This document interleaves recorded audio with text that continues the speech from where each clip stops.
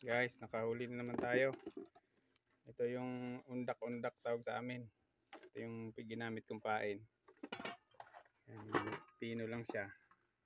Ang gamitin nyo ay nylon na number 6. Itong gamit kong pinangtalo, yung pinaka-mother niya, number 8.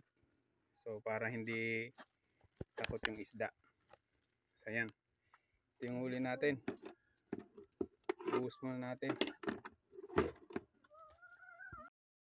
Guys, so maliliit lang, 70 yung kabil. Lagyan natin ng makintab. Number 6 yung nylon, itong pinaka talo niya. Tapos number 8 yung yung mother niya na puti lahat. Itong blue na nylon, ito yung pinaka kinabitan ko na lang para hilain ko. Number 25 po yan. So yun yung huli natin, guys. Salamat sa Panginoon. Yan. Pwede nyo gayahin pag may lutang yung turay, tamban. Dali lang yan.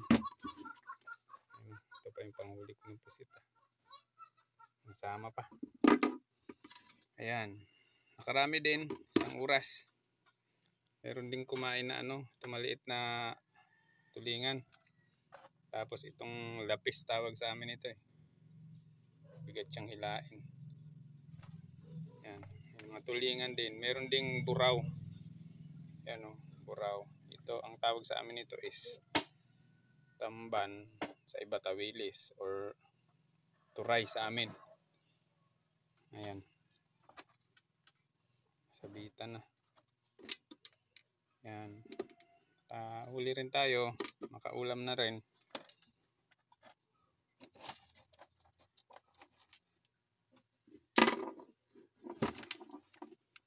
Maraming lutang to eh. Nahuli lang ako eh.